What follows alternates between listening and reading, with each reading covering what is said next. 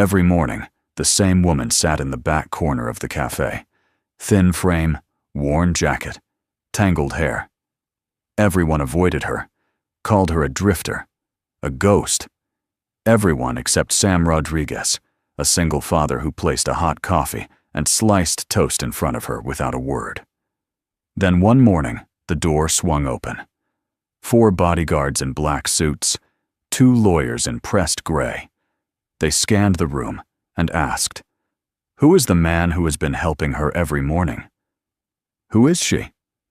What was it about that poor woman that made them come to Sam?" Sam Rodriguez wiped down the counter for the 3rd time that morning. The rag was already damp and gray, but he kept moving it in circles anyway. It gave him something to do while the clock dragged towards 6:30. The cafe smelled like burnt coffee and yesterday's grease. Beacon Street Cafe was not the kind of place people came to for ambiance. They came because it was cheap and open early. He had been working the morning shift for 2 years now. The pay was barely enough to cover rent and groceries, and there was never anything left over.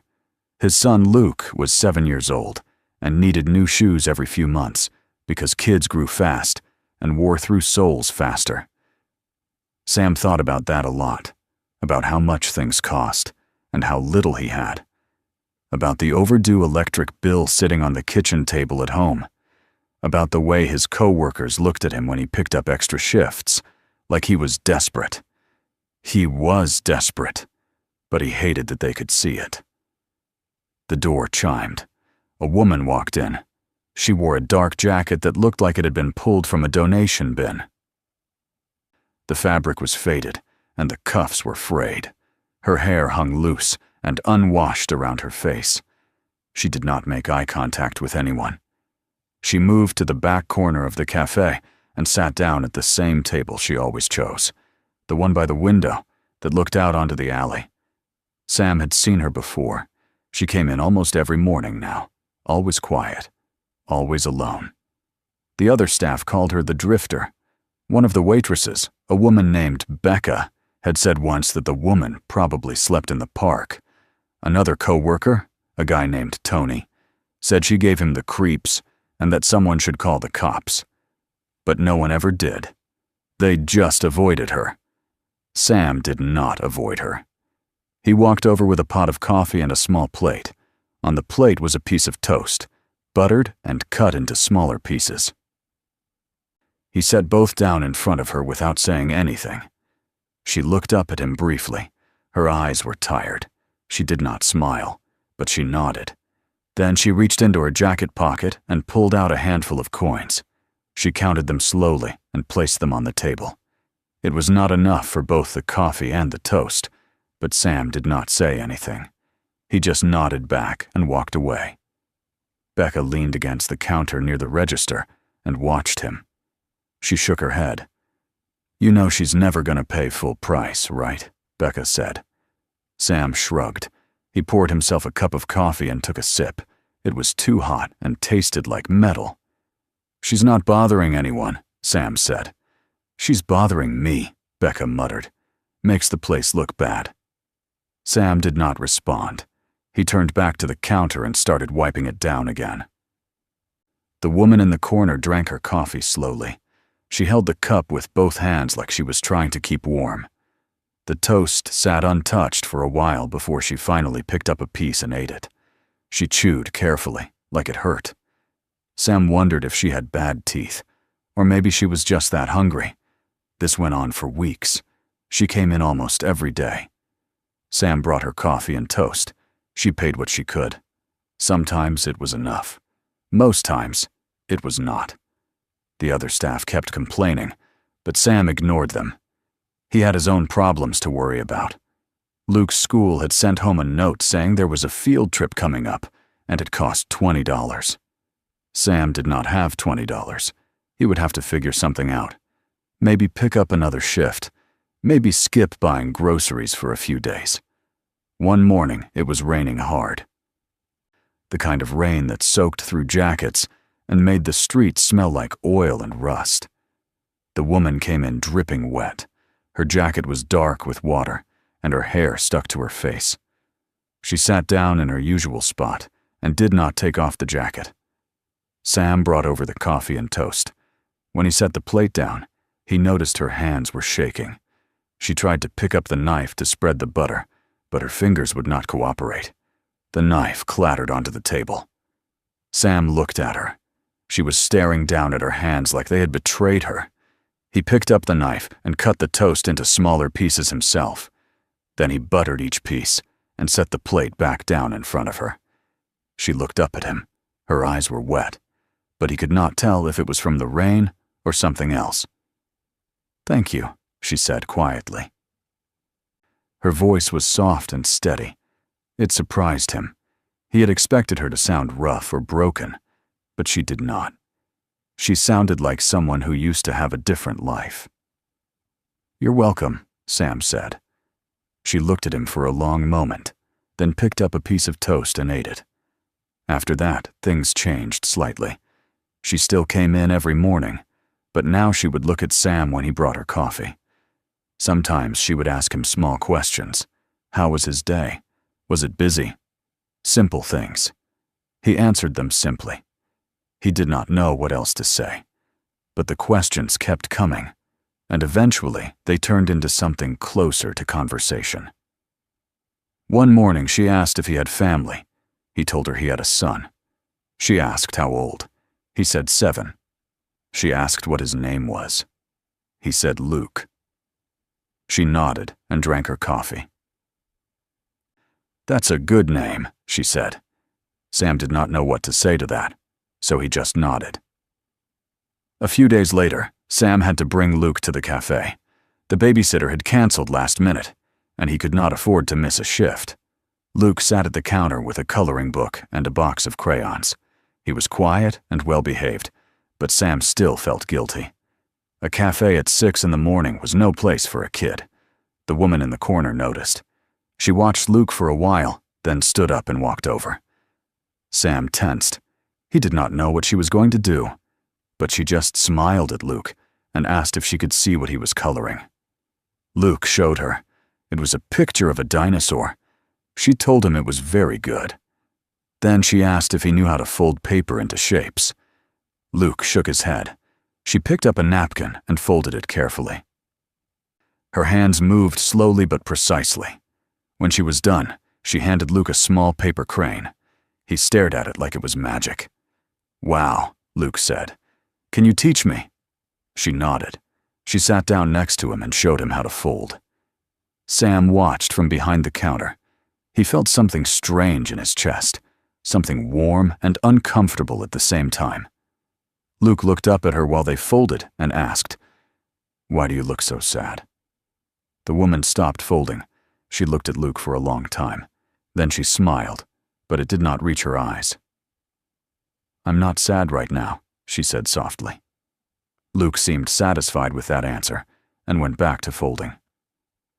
After that day, the woman came to the café more often. She still sat in the back corner, but now she would wave at Luke if he was there. She would talk to Sam a little longer. She asked him things, what he liked to do, what he wanted. He told her he used to want to be a chef. She asked why he stopped. He said life got in the way. She nodded like she understood. One morning she asked him if he ever thought about starting over. He laughed and said he did not have the money or the time to start over. She looked at him seriously. "If you did," she said, "would you?" He thought about it. Then he nodded. "Yeah," he said. "I think I would." She smiled. It was the first real smile he had seen from her. "Good," she said.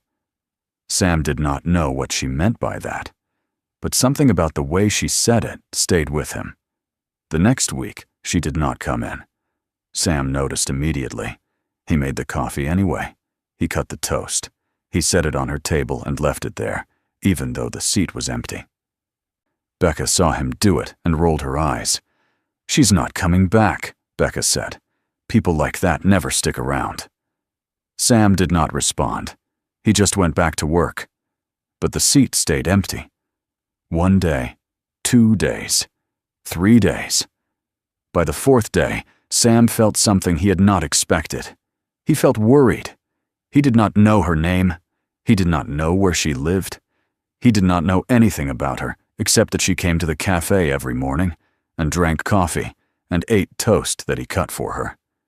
But now she was gone, and he felt like he had lost something. Tony made a joke about it. He said maybe the crazy lady finally moved on to another cafe. Sam told him to shut up. Tony looked surprised, but did not say anything else. On the 5th day, Sam still made the coffee, still cut the toast, still set it on her table. The cup went cold. The toast went stale, but he left it there anyway. Becca walked past and shook her head. "You're wasting food," she said. "It's my food," Sam said. "I paid for it." That was a lie. He had not paid for it. He had just taken it. But Becca did not push it. That night, after his shift ended, Sam walked through the neighborhood. He did not know what he was looking for. Maybe he thought he would see her somewhere, sitting on a bench, standing outside a store. But he did not see her. The streets were empty except for a few people hurrying home in the cold. He went home to Luke. They ate dinner together. Mac and cheese from a box. Luke told him about school, about a test he had taken, about a game he played at recess. Sam listened, but his mind was somewhere else. He kept thinking about the empty seat in the back corner of the cafe.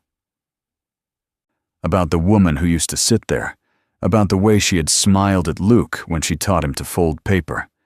He wondered if she was okay. He wondered if she was still alive. He did not know why it mattered so much. But it did. On the 6th day, she came back.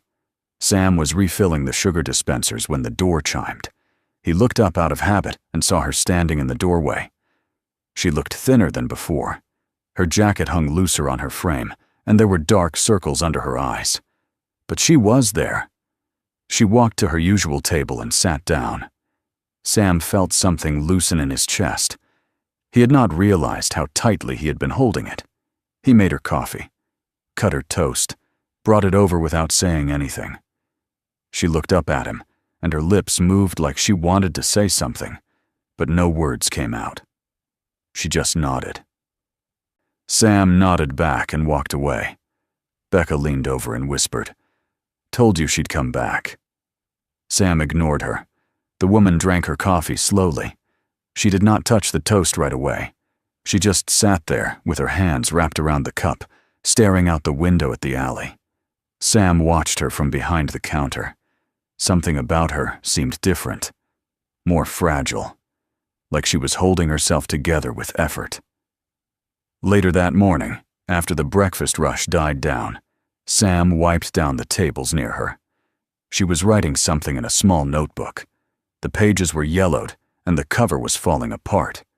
Her handwriting was neat, but cramped, like she was trying to fit too many words into too little space. She did not look up when he approached. "You okay?" Sam asked. She stopped writing.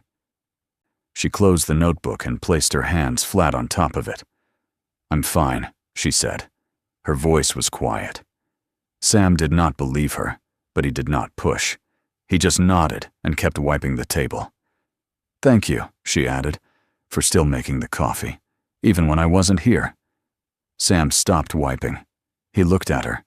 "How did you know I did that?" he asked. She smiled faintly. "Becca told me.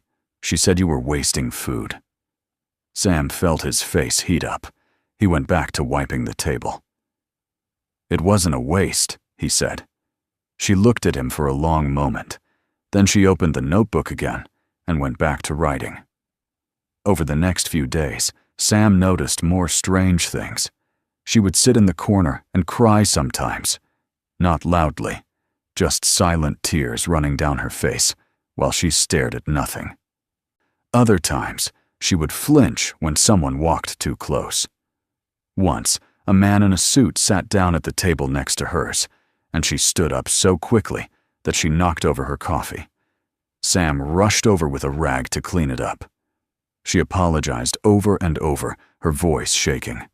The man in the suit did not even look at her. He just kept scrolling on his phone. Sam helped her sit back down. He brought her a new cup of coffee. She held it with both hands and would not meet his eyes. "I'm sorry," she whispered. "It's okay," Sam said. "Accidents happen." She shook her head. "I'm sorry." Sam did not know what she was apologizing for, but he could see that she meant it. Another morning, she was writing in her notebook again. Sam was clearing a nearby table when she suddenly tore out a page, crumpled it up, and shoved it into her pocket. Her hands were shaking. She looked around the cafe like she was checking to see if anyone had noticed. Sam pretended he had not seen anything. He just kept clearing dishes and moved on to the next table. But he thought about it. He thought about the notebook, the tears, the flinching, the way she seemed to be carrying something heavy that no one else could see. He wondered if she was in trouble, if she was hiding from someone, or maybe she was just sick. Maybe she had something wrong with her mind. He did not know, and he did not know how to ask. One afternoon, near the end of his shift, Sam saw her sitting in the corner with her head down on the table. Her arms were folded under her head, and her shoulders were shaking. He walked over. "Hey," he said softly. "You all right?" She did not lift her head. She just shook it slowly. Sam looked around. The cafe was mostly empty. Becca was in the back. Tony had already left. He crouched down next to her table. "What's wrong?" he asked. She lifted her head slightly. Her face was blotchy, and her eyes were red. "I'm just tired," she said. Her voice cracked. "When's the last time you ate something?" Sam asked. She did not answer. Sam stood up and went to the kitchen. He came back with a sandwich, turkey, and cheese on white bread. Nothing fancy. He set it down in front of her. "Eat," he said. She looked at the sandwich like she did not know what to do with it. Then she picked it up and took a small bite. She chewed slowly. Sam watched her for a moment, then went back to the counter. When his shift ended, she was still there. The sandwich was half eaten. She was staring out the window again. Sam grabbed his jacket and walked over. "You should go home," he said. She looked at him. "I don't have a home." Sam felt his stomach drop. He had suspected as much, but hearing her say it out loud made it real. "Where do you sleep?" he asked. She shrugged. "Different places." Sam thought about Luke, about the apartment they lived in. It was small, and the heat did not always work, and the walls were thin, but it was warm, and it was safe. He thought about what it would be like to not have that, to not have anywhere to go. "You can't stay here," he said. "They'll lock up soon." She nodded. She stood up and pulled her jacket tighter around herself. Then she walked toward the door. Sam watched her go. He felt useless. That night, he could not stop thinking about her, about where she was sleeping, if she was cold, if she was safe. Luke asked him what was wrong, and Sam said nothing. But Luke kept looking at him with those big worried eyes. So Sam told him he was just tired. Luke seemed to accept that. The next morning, she was back. Sam made her coffee, cut her toast. She ate it slowly and drank the coffee like it was the only warm thing she would get all day. Maybe it was. Later, when the cafe was quiet, she spoke to him. She asked if he was happy. The question caught him off guard. "What do you mean?" he asked. She gestured around the cafe. "Here, doing this. Are you happy?" Sam thought about it. He thought about the early mornings and the low pay and the way his back hurt at the end of every shift. He thought about Luke and the bills and the field trip money he still had not figured out. He thought about the dream he used to have. The one about opening his own restaurant, about cooking food that people would remember. That dream felt like it belonged to someone else now. "I don't know," he said honestly. "I'm getting by." She looked at him with those tired eyes. "That's not the same thing." Sam did not know what to say to that. She looked down at her coffee. "Do you ever think about Long Tot?" Sam frowned. About what? Kindness, she said. Do you ever think about it? About whether it's worth anything? Sam shrugged. I don't think about it much. I just do what feels right. She smiled faintly. That's rare. What is? Sam asked. Doing what feels right without thinking about it, she said. Most people calculate. They weigh the cost. They decide if it's worth it. She looked up at him. You don't do that. Sam felt uncomfortable. He did not like being looked at so closely. I just make coffee, he said. She shook her head. No. You see people. You saw me. Everyone else looked away. Sam did not know what to say. He went back to wiping the counter. A few days later, she asked him about his dream, about being a chef. Sam was surprised she remembered. He had only mentioned it once. If you could do it, she said. If you had the money and the time and no one depending on you. Would you? Sam thought about Luke, about how much he needed him, about how leaving his job would mean no income and no health insurance and no way to keep the apartment. He thought about all the things he could not afford to risk. It doesn't matter, he said. I can't. She leaned forward. But if you could, would you? Sam met her eyes. There was something intense in her gaze. Something that made him feel like his answer mattered more than it should. Yeah, he said. I would. She sat back. She smiled. Good. Why does that matter? Sam asked. She did not answer. She just went back to drinking her coffee. That conversation stuck with him. He thought about it while he cooked dinner for Luke, while he helped with homework, while he lay awake at night staring at the ceiling. He thought about what it would be like to start over. To have a chance. It felt impossible. But for the first time in years, he let himself imagine it. The woman kept coming to the cafe.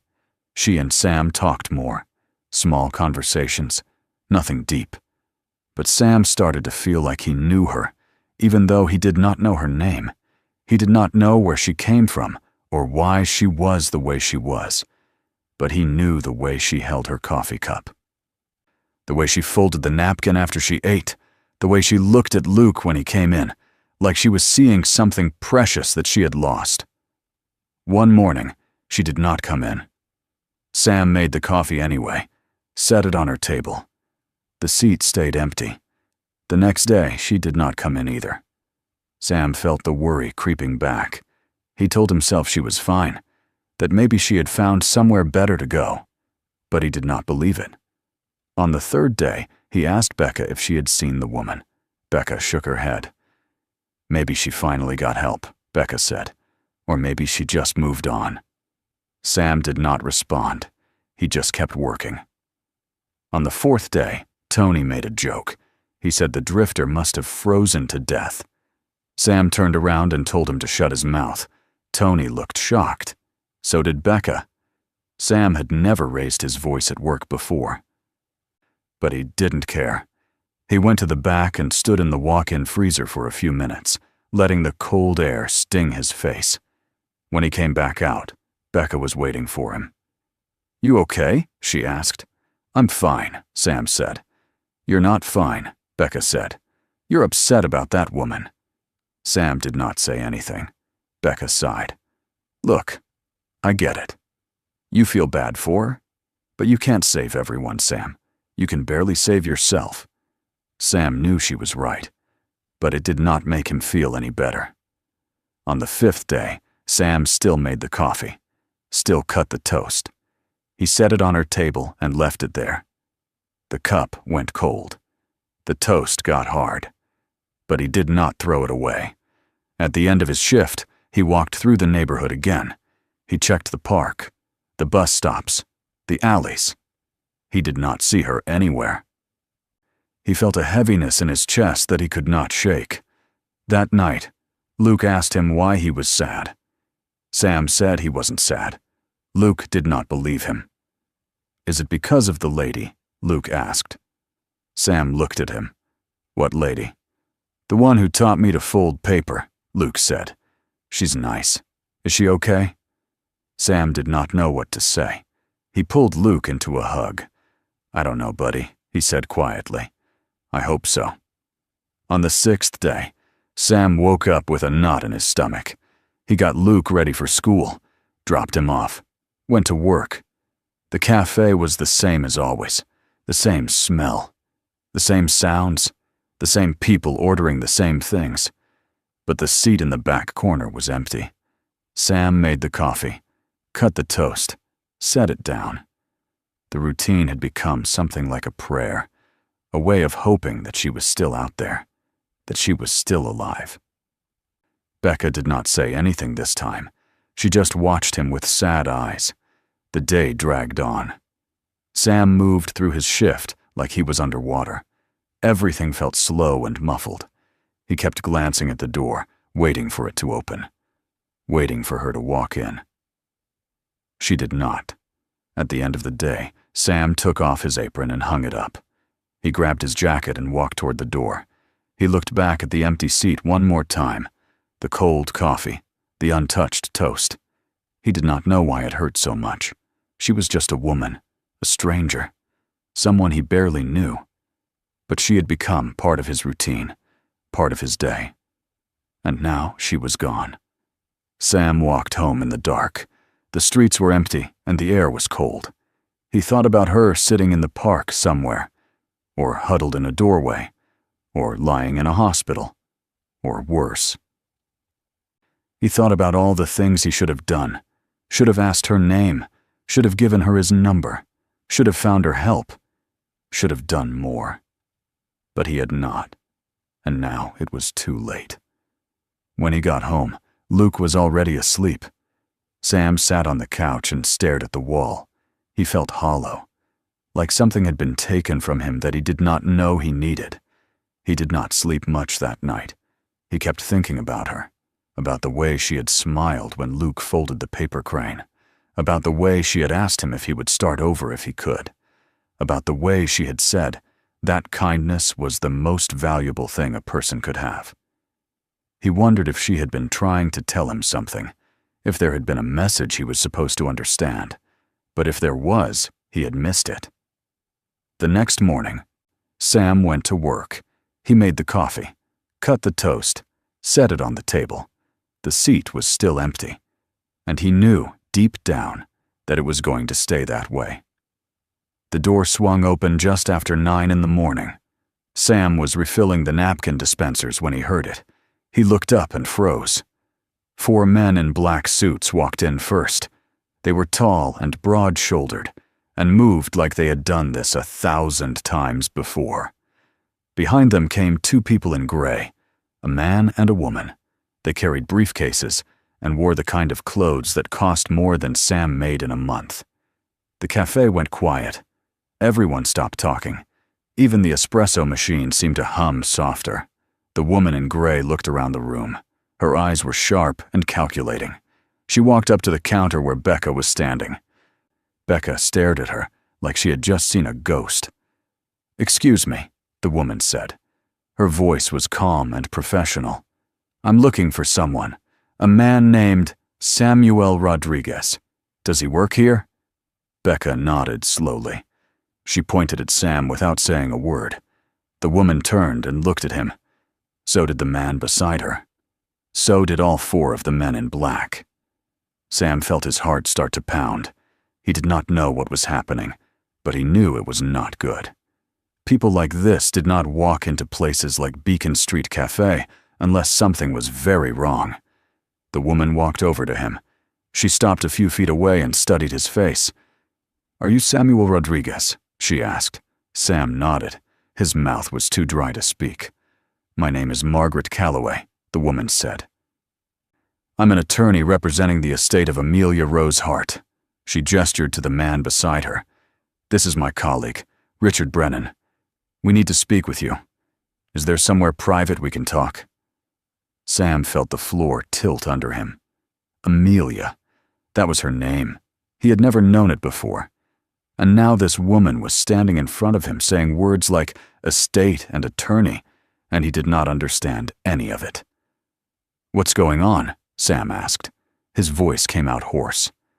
Margaret looked at him with something that might have been sympathy. "Perhaps we should sit down," she said. Sam led them to the back corner, to the table where she used to sit. The coffee cup was still there, cold and untouched. Margaret glanced at it but did not say anything. The 4 men in black suits stayed near the door. They did not sit. They just stood there with their hands folded in front of them, watching. Margaret opened her briefcase and pulled out a folder. Richard did the same. They both sat down across from Sam. He sat in the chair where she used to sit. It felt wrong. "Mr. Rodriguez," Margaret began, "I'm very sorry to inform you that Amelia Rose Hart passed away 2 nights ago." Sam felt something cold rush through him. He had known. Deep down, he had known. But hearing it out loud made it real. Made it final. "How?" he asked quietly. "Heart failure," Margaret said. She had been ill for some time. She knew it was coming. Sam stared at the table.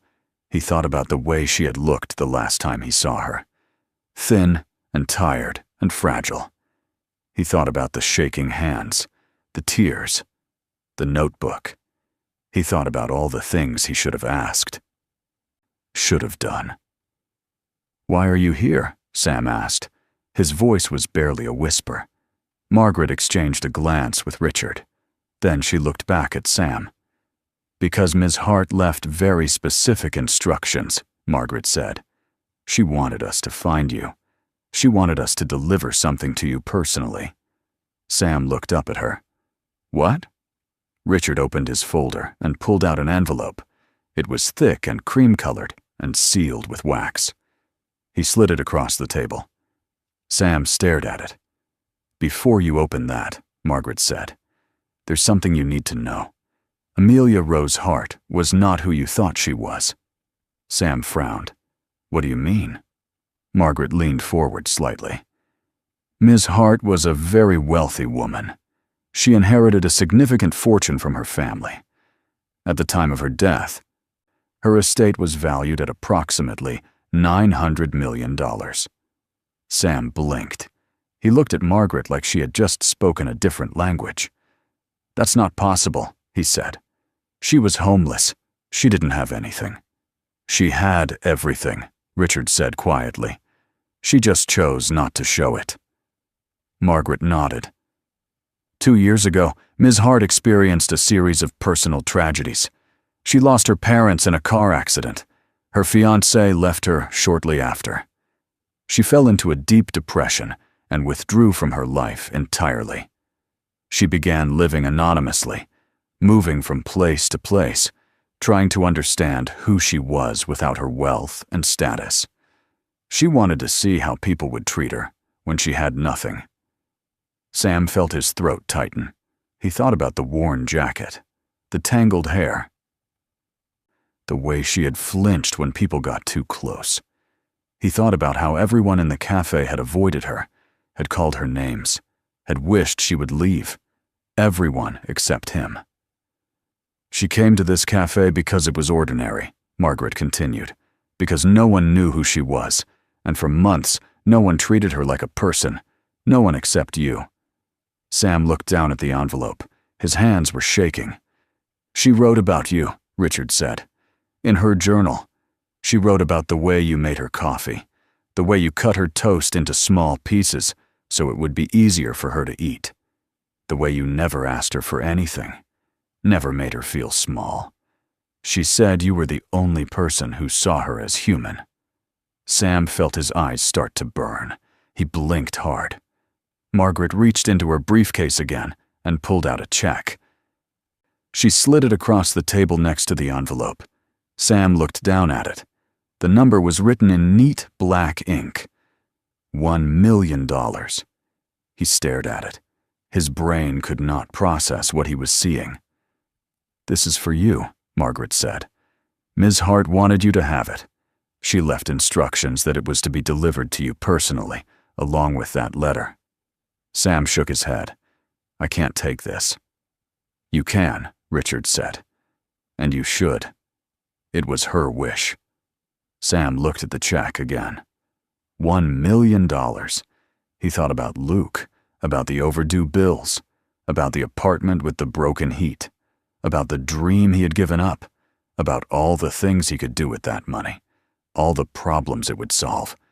But he also thought about her, about the woman who had sat in this chair and drank cold coffee and cried in silence.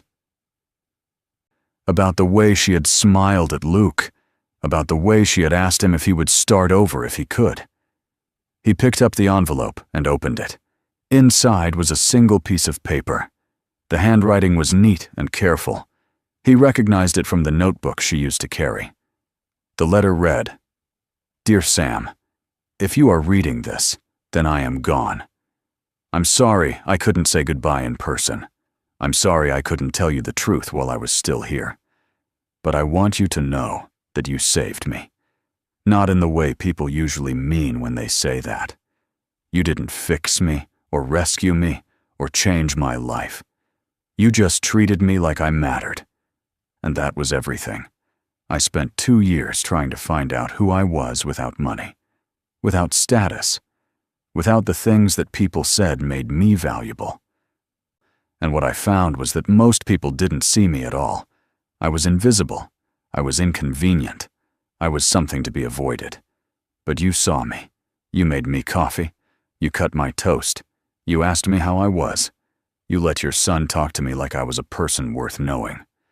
You did all of that without knowing who I was or what I had. You did it because it was the right thing to do. And that is rarer than you know. I'm leaving you this money because I want you to have the chance I had.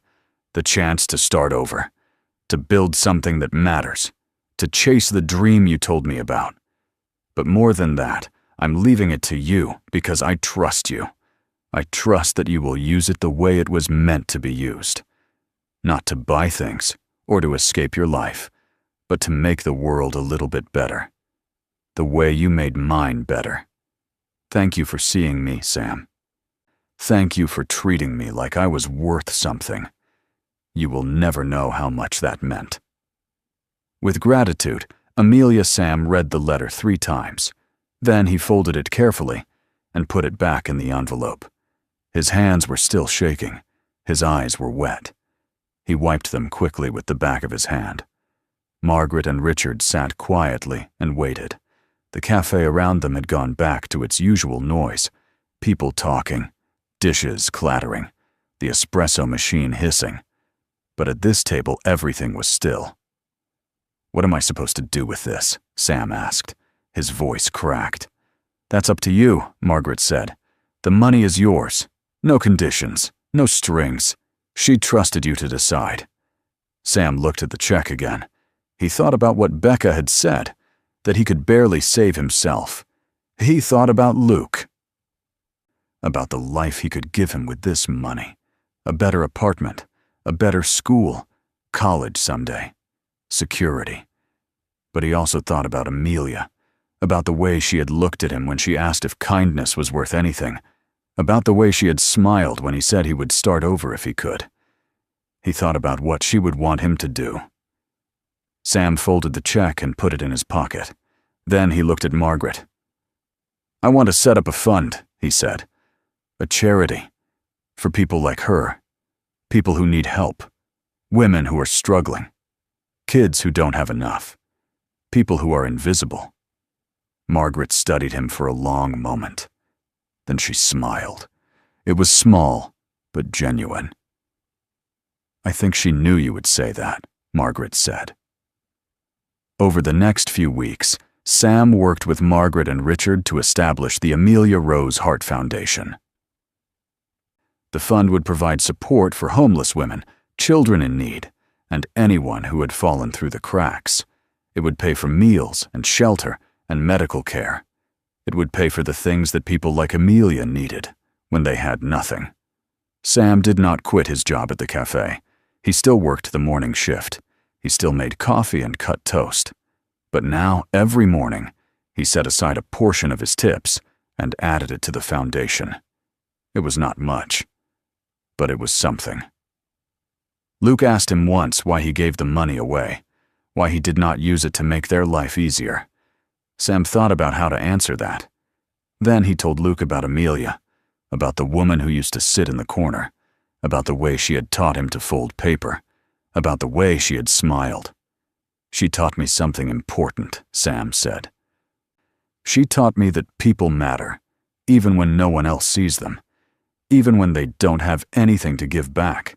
They still matter." Luke thought about that. Then he nodded. "I think she was right," Luke said. On a cold Saturday morning in December, Sam and Luke drove to the cemetery.